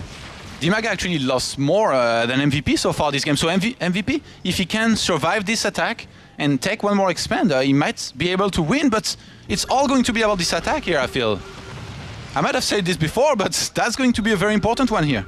Yeah, it really is. Whoa, the Zerglings are going to get roasted up by those Hellbats pretty darn quickly. He repositions his Ultralist. That was a fantastic move there with his ground army. The Mutalisks are actually going down in numbers very, very rapidly. There's only 6 Mutalisks left. 11 Thors still remain. The Blinding Clouds are not actually soaking up the damage, and MVP has killed off all of the Ultralisks. He killed off all the ground army. The Mutalisks are going to go down. Yeah, the no army Vipers are left. 86 army count to 60 in favor of MVP. Oh, but he's going to get this base. No, he's not! Stop doing this to me! DIMAGA is pulling back right now. He's trying to get as many low-tier units as he can. He's actually going into 4 Queens here. I think he might... Wow, imagine if he had done this before. Got only Ultras and Queens. He might have been able to completely break MVP. He realizes it a little bit too late here. He's very gas-starved. Transfuse is so good in that situation. But MVP's army it's a very immobile one, but it's a ridiculously strong one at the same time. And I like MVP's work accounts. 14. Yeah, I mean, keeping it simple. Mules are good. Mules are good. 14 to 69 workers here. DIMAGA trying to plow out the income he needs. The 3 mutas. The 3 mutas. You're not going to do much, guys. I'm sorry. The last 3 of their species. 3 Corruptors are being made now, so DIMAGA, he could try to go for some Broodlords. Going back to Broodlords, man. Why not? It's a good idea. Deviating up, once again, your tech here, when your opponent is very limited in income, means that he can't really account for every single little eventuality that would come along. And now MVP, once again, slowly is having every single one of his bases shut down. This base being shut down now means that he has very little income once again. And MVP's Thors, they are quite injured here. He doesn't even have the money to really repair them. The army supply right now, 116 for DIMAGA, 107 for MVP. This is very even. But with all those hit points missing on MVP's army, it's not as strong as it should be. He needs to get all of this repaired. He needs to secure the last remaining bases on his side of the map. And DIMAGA is not going. He doesn't want to let this happen. He's morphing in Broodlords now. Yeah. He could even bring Spines and Spores across the map. How many to try and finish it. We don't have any Vikings. We don't have any Ravens. It's all going to be down to Thors. And oh, there is a lot of them. Yeah, there is, but Thor's dealing with that army in its entirety is so, so hard. Oh, poor Muta. Was that the last one? It was. I think so. Oh, well, bless it. So, now, Broodlord's morphing in. This is it. This is where MVP really makes his last stand because he has very little money left. He has very little economy left. He's trying to get that base up to the top right. Yeah, MVP is actually completely mined out from every single one of his bases right now. So DIMAGA is going to be soon as well. MVP is scanning all over the place right now. He's trying to locate the army of DIMAGA. He might be able to realize very soon that he's close to him. It's just so hard for DIMAGA to attack through this place, but it might end up helping him. All this area over which he can fly above Wirce's Broodlords, there is, as you said, there is only the Thors against the Broodlords. How are those going to fare against some Broodlords on the higher ground here? He's morphed in the armor firing for these Thors here, so he can actually start berating them very quickly, but the Queens are going to keep them alive for a long, long time. Those Broodlords are just not going to die. The Hellbats are trying to kill off a lot of the Zerglings here, and you're right, actually, the ground army for DIMAGA is not connecting with all of this, but the Broodlords are still alive. They're still raining down havoc on this army, but their Thors are just not dying either. Ultralisk and Roach is dying from the south, but DIMAGA is slowly but surely killing off the remainder of MVP's army. Army supplies, there were 64 to 65, but DIMAGA he could make a lot of Zerglings at least. Yeah, he could go for some Roaches as well. He goes for 1 Ultra, some Roaches, some Zerglings, and 7 Queens here. 7 Queens. Well, I don't think those are going to help a lot in this one of these final armies that he's getting here, because he doesn't have the Ultra counts. Oh, this could be MVP's way back into this game. Those mules, that mineral income is going to spike up pretty darn heavily. 18 mules are out on the field. Why not? MVP, if he rebuilds his army here, and if he is able to hold on, this is one of the single greatest defenses and comebacks of a Terran I have ever seen in StarCraft. MVP, if he can get this up and running, he needs gas. You know, I think MVP right now, he realizes that he's ahead. He's ahead on units loss counts. Oh my god! He's killed more, so he has more minerals left on his side of the map. So DIMAGA is the one who has to attack here. DIMAGA has no bank. He has no bank. This is it. He has to do something. His army supply now is 133 to 97. But MVP has shown time and time again in this game alone that he is resilient. Oh, this is just so hard for DIMAGA to attack through this point here. He might try to go for an attack from 2 sides and bring his Spines and Spores as well. Right now he's just using the 1 spine trying to take out a refinery. That's a pretty... That's going to take a while. I mean, why not? Why not? It's going to help him out. Oh, some Queens moving out of position. Well, denying the gas is very good anyway. He will be able to get that. No, and the Hellbats, whoa, that one Ultralisk there, not accompanied by the Queens. Did get some transfuses off it and saved it eventually. But now there's a big mineral bank up here for MVP. He's getting nothing but Hellbats. And DIMAGA remaxed somehow. He's getting 2 more Ultras. This might be his last army here. The army values are very, very close. 121 supply to 113 in favor of DIMAGA. He's going to push in here up to the north, but now he loses the army supply advantage. The Hellbats, they're holding strong down to this bottom position. The Ultralisk needs to stay alive. He needs to keep transfusing the Ultralisk. It needs to stay alive. It doesn't. It goes down. And that was tanking a lot of the damage here from these Thors. The army supplies are in favor of MVP against 68 to 81 in favor of MVP. I'm losing all cognitive thought. Todd, save me. DIMAGA has no money behind this. He's made 2 Ultras and 10 Roaches. That's... Okay, that's up. Okay. The drones! We've said it many times. That's his last army. You've tried everything. Go for the drones. Well... The saviors here, maybe. MVP, he's lost a lot of his army. He's down to just a very few Thors. Well, if he transfuses a drone, in this fight, I'm going to be the happiest man alive. It's going to be great. Right, okay, these 2 Ultralisks, they need to stay alive once again. They need to tank for the drones to get into combat. As it goes for 68 supply against 98 in favor of MVP. Right now, he is holding on. He's mining from there. He is mining. What? No, I wanted to see the drones fight. DIMAGA, go back. He's going to fight with some of them, but the other ones, they are mining. MVP is mining more, though, at this point. DIMAGA's and he's going to go for it. He's going to go. Attack. This is the final attack. Can DIMAGA actually break him after 54 minutes, pushing in with the drones, with the Ultras? But there's too many Thors. There are too many Thors. The Queen's down to the south. They're not transfusing the Ultras, and I cannot believe it. 101 supply for MVP to a 64 of DIMAGA. How can DIMAGA beat this man? It's not possible. Yeah, it seems so difficult. Behind this, DIMAGA, he spent all of his money. He had enough money for one Queens. Viper, so he's made 1 Viper. That's all. That's the resupply of DIMAGA right now has been a lone Viper. Whereas MVP, he's getting 6 Hellbats. He's getting more tanks, and with the fortified position he has on his remaining base, he's looking to maybe try and resecure this one, which DIMAGA has been leeching from.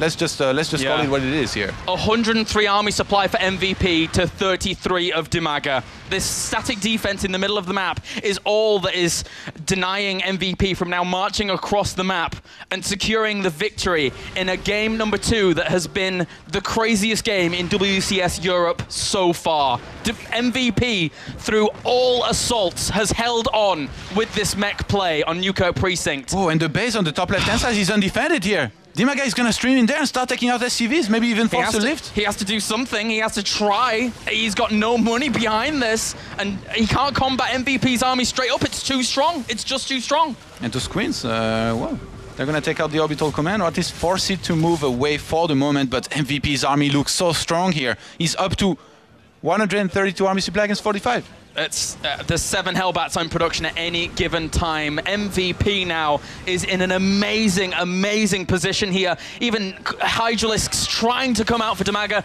but it's not actually going to work out at all. Those Roaches here, not really going to do much. An abduction from the Thors. The Queens surround it, have a little bit of a hula dance, but that is it. The Thor ends up falling, but this army is going to march on to victory. And the Spines, Spores, Roaches and Queens, not destined for this world. And MVP, through all trials that DIMAGA could throw at him, it wasn't enough. MVP kills off the remaining forces of DIMAGA. There's nothing behind this. This has to be it. This has to be the end of game number 2. Unless those Roaches can kill the There you go, GG! Game number 2 goes to MVP. Wow, he can't believe it himself, I think. Wow. It really looked like he was going to lose at any moment there, but every single attack was held by him. What a game. What a game. DIMAGA brought out one of the best assaults for 40 minutes straight. He brought out one of the best games he's performed in here in WCS Europe, but it wasn't enough to break the 4-time GSL champion that is MVP. What do you do to stop this man? Don't ask me. Oh, Todd, I'm sorry. All right, we are going to go to the reaction of these guys at the very end for the GG and see exactly how DIMAGA reacts. We're just in the end game here. DIMAGA. He's like, just can't break it, guys. Just can't break it. And MVP was just smiling. I guess he saw it over the monitor. All right. Well, that was game 2, guys. That was game 2 here in this best of 5. MVP currently 2-0 up. DIMAGA so frustrated here. How do you break this man? MVP just looked kind of lost in that shot at the end. What just happens? Wow. Both of these players, they're asking themselves just that. And DIMAGA, from there, where do you go? In what? Where do I go? I'm spent. Yeah. In what state of mind do you go into the next game? What strategy do you go for? I mean, I know this is Newkirk and you see split map situation often, but DIMAGA was just so far ahead. He just had like the most insane bank ever. He threw it all at MVP. MVP held everything. So from there, it's really going to come down to the map and what DIMAGA can think is best here. Does he try to play standard again? Does he try to play what he thinks is best, considering what he had planned before the series? Or does he take this game into consideration and say, you know what, this guy never dies, so I'm just going to try something crazy, which is going to be a high reward, high chance of loss if you fail, okay, and all in. It's just so hard to get a good game plan versus somebody like MVP who holds everything you throw at him. If you're a DIMAGA here and you're thinking about, you're trying to think, to figure out what mistakes you made in this previous game, I think it would be just so hard to find out what they are exactly. You're right. It's I can't think of what DIMAGA does now. He goes all in. He just tries to break his opponent with roach aggression. He has to he can't go into a macro game again after seeing that game. Oh my god. MVP still looking very focused. Half the crowd has left, seemingly to go to the bathroom, I imagine. MVP's just getting warmed up, man. He's not phased at all by this game. He's not impressed. That was nothing to him. That was just, well, you know, I'm a 4-time GSL champion. I don't really care. All right. He's had lots of long games. I was hoping we'd go to a commercial break, but apparently we're just getting into game 3, so I'm doomed. All right, so we are going to jump into game number 3 now here between DIMAGA and MVP. After Star Station, man. After one of the most ridiculous games I have seen here during WCS Europe. As we have spawning down to the bottom right here as our Red Terran after an insane game at number 2. There's not many of you around now, but give it up for MVP.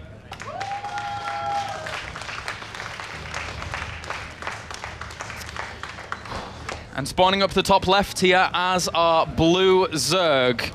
Currently 2 games down. He needs your cheers as he is on the verge of elimination here in the semi-final. Give it up for DIMAGA. You guys can't see it, but Skylaris actually just got up and took off his jacket. It's the first time I've ever seen him do that. It's true, man. I couldn't do it. I was so warm. Anyway, all right. So, Star Station, Todd. You drop for a bit. Drops. Is that what you were going to say? More. I don't know. I mean, MVP, he's not made the command center first yet. I just want to see him do that at least once. It went very well for him before when he did that. Now, Star Station. He's good for Terran drops, but it feels like Zergs really like this map here. They seem to take it very often. There is lots of room for them to move around, to take lots of bases. Their only problem on this map is going to be drops, obviously, which, to be honest, when you're a Zerg, it seems like any map doesn't really matter regarding drops, because you don't, unless you get Mutas. Wow, and I got my wish. Hey. MVP, he's got a great second game. He's just played a great second game. He decided to make me happy, so he goes for the command center first, yeah. Is he gonna scout? Okay, the 2 SCVs. So yeah, he's gonna do the exact same build that he did versus TLO previously in this tournament. He knows that it's only cross map. DIMAGA doesn't ever go for drone scout. I'm surprised nobody tries to 2-racks in. There's 2 things I have to say. One, thank you, Neo Banshee, for that tweet about liking MVP's smile. And secondly, in that previous game, I was pretty worried because I made a bet with someone that MVP was going to 3-0 this. As much as I want DIMAGA to win, I made a bet with someone that MVP is going to 3-0 this. And DIMAGA almost made that wrong. So I'm still on track. I'm doing all right. How did you bet against DIMAGA? I know, I'm sorry. But you're MVP, a monster. Well, I mean, Monster. Every time I do a write-up about MVP, I say never bet against MVP. And I decided to put that into practice today. Okay, it's okay then. Oh. Whoa. Well, I told you he was going to go all in. But I told you. That's gonna... I told you he needs to try something. Like, what do you do against this guy? And he's up against the command center first, so will MVP be ready for this? At least he doesn't go for the very quick third command center. He goes down. He goes for the gas. Unless he uses that queen to spread creep to that location, then this Roach Warren is timed. This Roach Warren will start to die. Yeah. I mean, it's a quite a big chunk of time, but it still will die. It's gonna die 5 minutes after the game is over. all right, fair play. Okay, so Factory is going down as well for MVP. He's gonna creep spread. There you go. Well, is he? No. Yeah, he doesn't have the energy. Well, eventually he will creep spread because he wants to keep that alive. There's 6 roaches on the way now here, as well as the reactor for MVP. So and no second queen from DIMAGA, so he's only gonna have the first inject in his main here. I guess he doesn't have the gas for more roaches anyway, but does he go for slowlings behind this? Does he go for drones? I think he just goes for all aggression, full out aggression. The thing is, he won't have speed.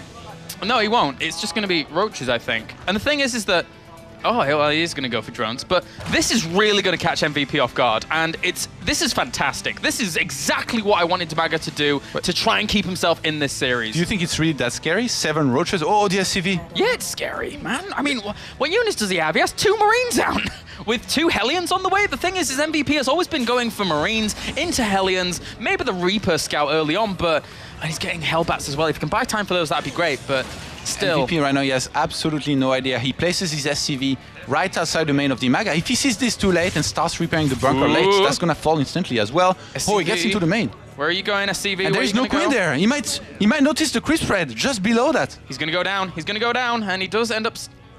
Why is that creep going that way, MVP? Anyway, whatever. The bunker is now under assault. It doesn't matter because he's now seen the roaches. He's going to try and repair as best he can do. He should be able to focus down some of those SCVs, though. A good move here by DIMAGA. Same time, he's already killed off 2 SCVs, and the count is 28 to 32 right now. The Hellions coming along, and despite a great hold, 5 SCVs is pretty good. Pretty good.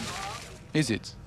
I mean... 34 drones against 26 SCVs is okay, I guess. Oh, MVP is trying to get out of there to go for some counter-attack. He knows there is only 4 roaches left, and he's going to be able to go past those roaches. That guaranteed forces units here, or... Yeah. That's a great move. And wait, DIMAGA only has 1 queen.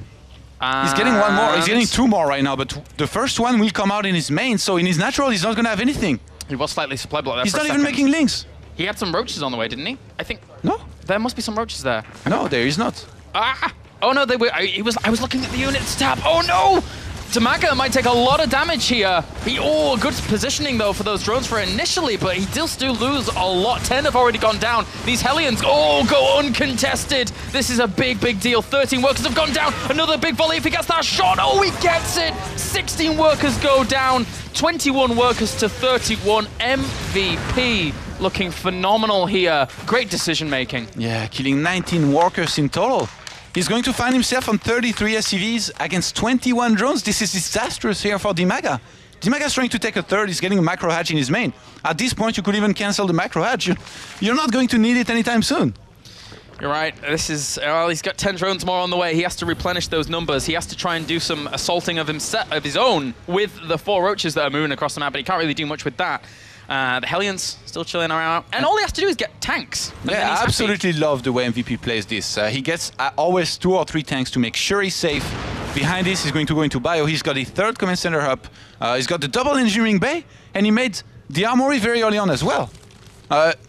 He's not started a starport here, but he could go for some Hellbats to tank for his bioforce very early on here. Hellions being annoying. Will they get any volleys off on these Zerglings? It looks like they want to run straight on back. Doesn't want to lose any of them. A good wall off here, though, by DIMAGA, trying to get those evolution chambers up so he doesn't have to deal with any more of that. And he's droning furiously right now. An extra 11 drones on the way. 42 workers to 39. And that's going to increase just a little bit here for DIMAGA. But still... And MVP, he's got the 2 tanks. He's satisfied with this. He just swapped his factory for one of his barracks, so he could start Steam Pack. And he's starting Hellbat production. I think he might be looking to... Again, put on some aggression very soon here. Keep on hitting timings. He's getting the starport as well. He's going to be able to drop as much as he wants very soon as well. Yeah, I think there's going to be openings for MVP from what you're saying. I mean, we have the melee weapons on the way. He's getting Baneling Nest as well to just go for a very heavy Baneling mid-game, maybe with Spire, but with the composition that MVP is making, if he hits that 3rd base hard with all of the infrastructure, then he's going to do so much damage. Yeah, and DIMAGA it looks like he's getting ready for drops. He's got overlords all around the map, making sure that he sees any type of medivac headed his way. He's got the 4 watchtowers as well, but if MVP goes for a full frontal attack, he's got 39 army supply right now. DIMAGA only 22. It will be very, very hard for DIMAGA to hold. Also, his creep spread is not going very well because of all the pressure that was applied to him and the way he opened. He's not going to have much space to maneuver around with all of his banelings being very fast, being able to engage into this army of MVP. So MVP here, it does feel like he wants to hit the timing very, very quickly in this game. Maybe have his Hellbats able to tank lots of those banelings damage or take them out. And in which case his Bioforce will be uncontested in this game. One thing that I liked about DIMAGA's play just before, he was bringing out wave after wave after wave of drones, really throwing caution to the wind and not really bothering too much about the aggression that would maybe come along earlier there. And now he's throwing down the spores, now he's getting those units out. So he has recouped his position in this game to a certain extent. But with MVP's third base up and running very soon, if he doesn't shut down this assault here, he's going to be in a bad spot. Imagine MVP drops on the bottom left-hand side of the main of DIMAGA. This poor Rotroyan. This might backfire, this position, but so far MVP doesn't look like he wants to drop, except for the one medivac at 12 o'clock, which is going to go straight into the natural. Oh, it's actually flying right into a spore here. Have to be careful. Yeah, that was perfectly queued up to greet that spore. Spore says hello, starts spitting at it, and then yeah, we'll have to dive on back there. But still, 10 Maulings are on the way, centrifugal hooks, and Glee Reconstitution is going to finish very soon. So DIMAGA's doing a really, really good job of holding off MVP here right now and forcing him back whilst getting that 4th base up and running. What a great time to get that 4th. Yeah, DIMAGA has somehow stabilized himself in this game. I really think he was so far behind on the worker count that MVP could hit any timing and do lots of damage, but so far, he's not able to do any damage to his opponents. Not even getting a cancel on this force here. DIMAGA is everywhere. He's making sure he defends. And I'm surprised we actually haven't seen the Infestation Pit go down just yet, but he's going for Spire. Oh, that's not the best trade there for MVP, but he's still up in terms of army supply, 79 to 52. Again, I'm surprised we haven't seen the Infestation Pit going down to then transfer onto the Hive so that he can get the Ultralisk tech out if he wants to. Oh, and that's Roshwan, I called it. He's going to fall here. DIMAGA is going to have to remake this if he wants to get more roaches, which he does. So he restarts this roach run immediately here. He has the Spire on the way. Doesn't have much gas to go with. Since he's just started 2-2, this is obviously very expensive here.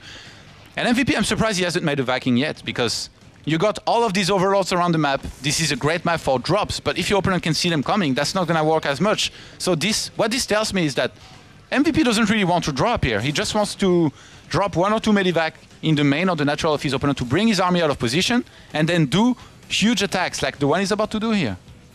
Yeah, the Zergling's now moving into position to defend this 4th base, as MVP has a really, really strong army. Some of those Hellbats get some good trades off, and the Zerglings are just trying to run on behind all of this, but the Widow Mines connect, do a lot of splash damage to MVP as well, but still, 171 supply to 117. I think that MVP now is slowly gaining that momentum to run over his opponent with his macro. It's a lot. And 7 Mutalisks, I don't think that's the right choice here. Yeah, but DIMAGA feels he has to make those Mutalisks to help defend against those medivac drops. Right. He's tired of them. And that 4th base is going to fall. MVP setting himself up a really nice defensive position here. Again, MVP is doing a great job. He spotted the Spire. He knows before the Mutalisks even pop that they're on the way. And I think he's pretty spotted the Hive as well. And even got a Mutalisk kill down to that 4th. Wow, DIMAGA's reflex is to start Hive. Pretty surprised by that. He needs to be getting as many units out as he can right now. But MVP, he's not going to commit to a big attack here. He's just killed the force base of his opponent. He's going to be pulling back for the moment, making sure he can regroup with the reinforcements. Because that's the thing, we have lots of reinforcements ready for MVP here. His Bioforce 2-2 right now. His Widow Mines. He's got a lot of them. If an assault comes from MVP... 16 Widow Mines. 16 Widow Mines. Oops. If an assault comes from MVP now, which he's maxed, so there's no reason really not to, and DIMAGA doesn't get absolutely fantastic Baneling connections, he could just die right here, right now. He's far down in terms of supply. The Marines and Marauders can soak up some of those Banelings. There's someone actually swinging in from the back as well there. That wasn't cost effective at all here. DIMAGA is going to try to get a good engagement, but how do you get a good engagement against somebody who's got so many mines, And the watchtower position, he can split as he wants here. This is a great position for him. He knows exactly where his opponent is going to push him from either side. He's getting 3-3 on the way as well. These Banelings and Zerglings trying to move on forward, but at the same time, that bio... Oh, those are good connections, actually, from those Banelings. MVP here, a little bit sloppy in that, but he still has such a strong army. And it looks like they're going to actually move him once again. And those Widow Mines are still... They have all their charges up on that high ground. They connect with a few of the Zerglings trying to reinforce in here. The Marines, not too numerous here, but they're slowly but surely holding on the medevacs. One medevac for each Marine at this point. And he will kill it off just barely, but behind this, he's been macroing like a champ. MVP actually is starting to accumulate quite a bank here. Oh, those mines are going to be taken out here. Ah, that's a big poke up there. DIMAGA Nice. will hold, but we shouldn't be able to get too many. Wow, the reinforcements come. As I say that, DIMAGA is starting an Ultralisk Cavern. Can he hold on long enough here for his Ultralisk to be out and to really help with this? MVP, he's got a Planetary Fortress at 6 o'clock. He's going to try to take the 3 o'clock position as well. He can just transfer as if he's there. He doesn't have enough production facilities, so he's going to start lots of barracks between his natural and third base to make sure he can keep up with how much money he's getting right now. But with the 3-3 about to finish for MVP, and it just starting now for DIMAGA, MVP might be able to finish with this next 1 or 2 waves of units here, I'm afraid. Yeah, Adrenal Glands on the way as well, so that would really, really help him out if he were able to get that. DIMAGA being greeted by a lot of Marines. Again, 11 on the way at any given point in time. He could just parade this across the map, and he already is doing so many on the way. The denial of that fifth base even. But these Marines, if they kill off that, then that's going to shut down a lot of DIMAGA's income. Zerglings and Banelings and Muters, they're not enough to really hold this off fully. Yeah, and I like the Widowman of Watchtower. It's like, come and get me. How do you snipe this one? It's annoying, man. It's really annoying to actually deal with.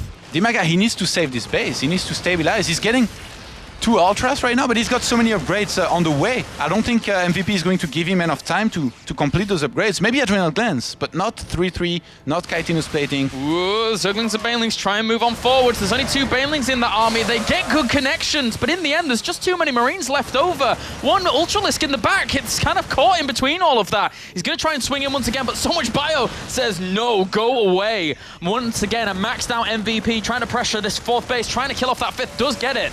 Banelings connect with some of the Widow Mines, but there's still so much bio on this high ground. That one Ultralisk, he doesn't want to go for the fight, but he has to. He dies off. And now MVP is in a position where he can shut down almost all of DIMAGA's economy. GG!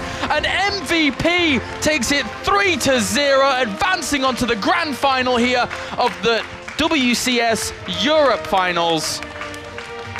What a series. What play by MVP. It's safe to say that MVP is not bad against Zerg. MVP is pretty good against Zerg, and if he is greeted by Stefano in that final, then Stefano's going to have a really tall order on his hands. Yeah, Stefano, looking at his matches now, he only needs to beat 4GG and then MVP if he wants to reclaim his title of WCS Europe champion. Wow, that semi makes this the potential final really interesting. If 4GG advances, you have the TVT god that is 4GG going up against that 4-time GSL champion MVP. If Stefano advances, can he deal with the absolutely phenomenal play of MVP? That game 2, man. That game 2. Commiserations to DIMAGA, but he's smiling as always. He's still going to Korea. We're going to have some boss analysis later on, I can tell you that. Just to give you a little preview of what you might see after the interview. All right. Well, DIMAGA there. Again, he's still going on to Korea. He's still representing Europe in that season finals over in Korea to compete against all of the qualifiers from WCS America and WCS Korea. What better player than DIMAGA to represent Europe? Pretty darn good, I have got to say. Pretty darn good. And, well, we'll be going to an interview in just a little bit here with the Victor, MVP, and Red Eye. But once again, DIMAGA, a very hard-fought battle there. Kind of jacketless right now. Darn. Oh, well. Calm down, Kyle. Calm down, Kale. All right. So that is going to do it for the first semi-final. What a semi-final to kick off this final bracket. Next up, we have 4GG versus Stefano. Only that. Only that. Such insane matches here. Yeah, such insane matches. We have the potential of everything being TVZ from here on. Unless 4GG is able to vanquish Stefano in the next one. I'm sure he would love to. Yes. Oh, definitely. Yeah, it's gonna be hard though. Stefano's really gonna bring his A game, I think.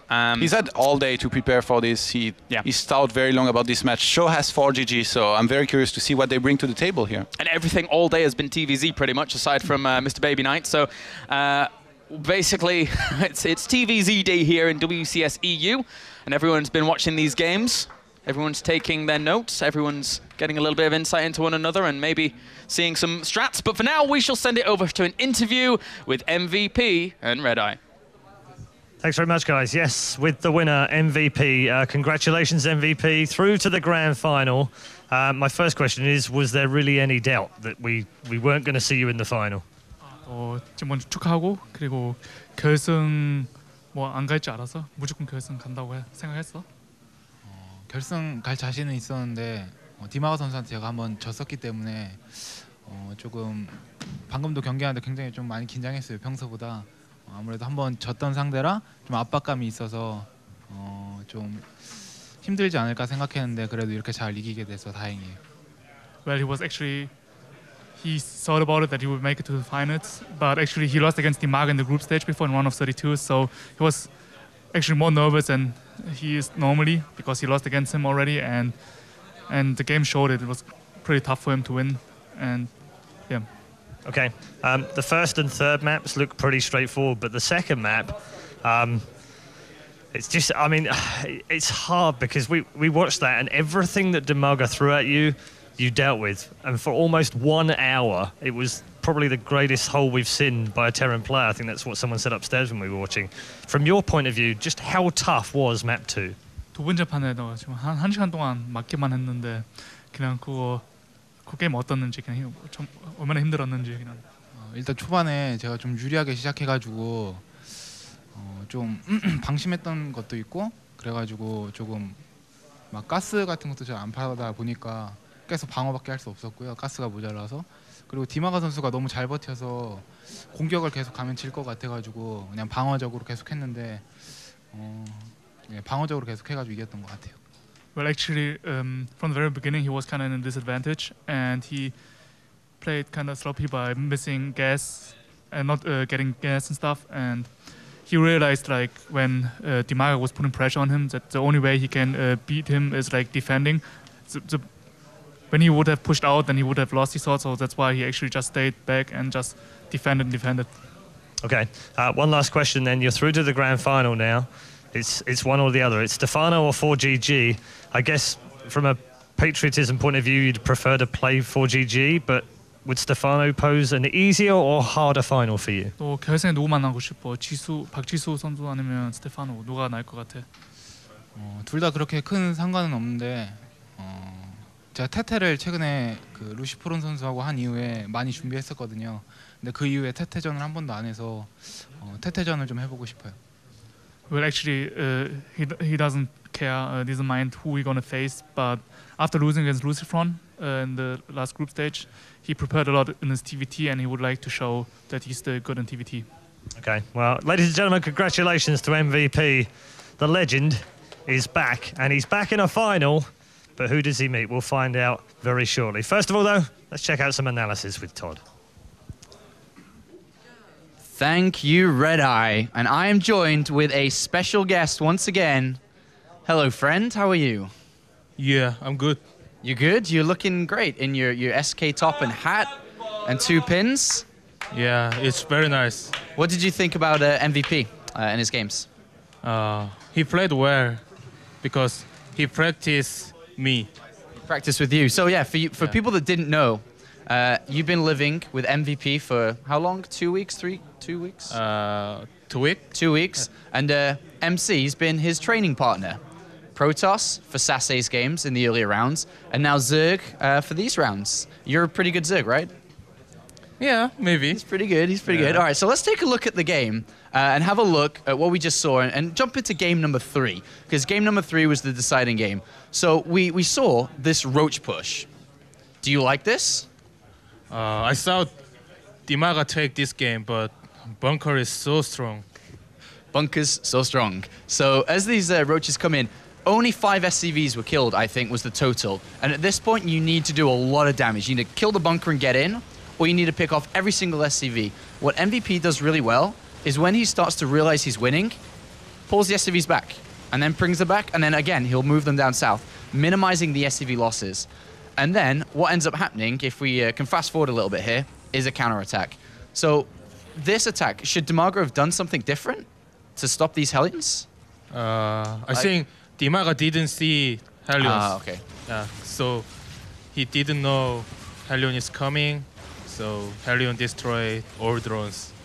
So we counted, I think it was about 5 SCVs were killed, and if we compare in a moment when all these drones go down, 6 in total in this game have gone down, but look at that. Ooh, nasty. 16, 17 drones. So the initial attack here, 18, the initial attack was launched by DIMAGA. The counter-attack did 3 times as much damage, which put MVP in a lot of problems. And then this is kind of, there was nothing really DIMAGA could do from here, right? It's very difficult to play. And then what happens is the game plays out a little bit longer, and then we have this push out, which is almost GG at this point, almost game over, right? Yeah, but DIMAGA played well because he beat one fight. It's nice.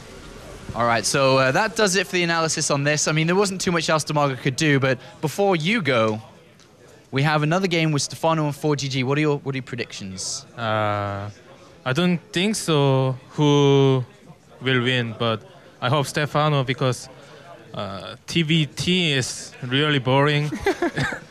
And I hope MVP against Stefano in the final. Okay. Yeah, they didn't play on final, so I want to watch first time number 1 Terran and second time number 1 Zerg. First time number 1 is nasty, so yeah, I hope so. Okay, all right. Well, thank you, MC. Your English is amazing as always. It's getting very good. Yeah, you know what I'm saying? I know what you're saying. Yeah. I know what you're saying. I know what you're saying. All right, so Paul, take it away. Thanks very much, both of you, MC and Apollo. Not Todd, of course, as I blindly sent it over to Todd, who had already done the commentary. Joined now by Hubner, who's been monitoring all the social media and the tweets and the comments and the Reddit threads that have been popping up all over the world. Thank you very much for all your contributions today. They've been fantastic. Even the pictures as well, you meanies. We're going to start things off firstly there with the prediction game. Let's show you where we are right now because the predictions are very close. And you can do more predictions, of course, at wcs.esl.eu. Right now, we've got 2 men at the top who've got an 88% correct bet ratio, 287 points between them. Julian's in third on 271. So there are only 2 more matches remaining. Make sure you go to wcs.esl.eu and make sure you get your predictions in, because if you don't get them in now, you've lost out the chance to win a collector's edition signed by all 8 players from the finals here in the WCS Europe Season 1 finals. Now, Hubner, you've had a few more pictures in. Yes, I have. And you'd like to share them, I suppose? Yes. Okay, come on then, find these pictures. We're starting with the harmless ones, so... We're starting with the harmless ones, okay. Let's check this one out then. So, okay, bit of Beatles there. I always fancied myself as a bit of a John Lennon type. Okay, fine. What else do we have? Okay, so some hand-drawn. Okay, that's very nice because it's hand-drawn. I have to say though, I looked like I was in Avatar in that one. But okay, fine, yeah. Okay, what else do we have? We have you guys at the bar actually, with Whitera as the barman. Very good, very clever. I like that. That almost looks like that was a proper picture of Sean with all of the rest of us photoshopped in. I like that. I like that a lot. What's the next one? Okay. That's actually brutally clever. I'm particularly liking myself as DIMAGA Red Eye. That's fun. Yeah. Okay. So you think you're going to advance today? No, no chance. I went down 3-0, 3-0. What else have we got? With you in Star Wars, I guess. Force chokehold. I always wanted to be in Star Wars, so actually I'm quite happy with that one. Very good. Yeah, like that one. Thank you. This is my personal favorite again. I'm loving this one. For the love of God, people. And then we're going towards one that is really, really creepy, actually. Okay.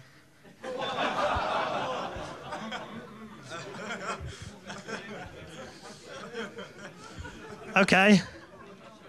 Yeah, all right, we can take that down now. Thank you, production team. Yeah, did you see them leaving that up for longer than they needed to? I saw that too. Thank you, Hubner. Most interesting. Thank you guys for joining in. I know it's a bit of fun as well. Even at my expense, I don't mind it. It's fine. Where would you like to go around the world?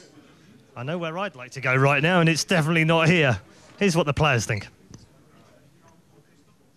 Definitely New Zealand. My dream is to go backpacking there just for a month. In South Korea and practice StarCraft. An island, like party islands. My preference is not to go somewhere where it's hot. I do not enjoy traveling that much. I want to go to Spain.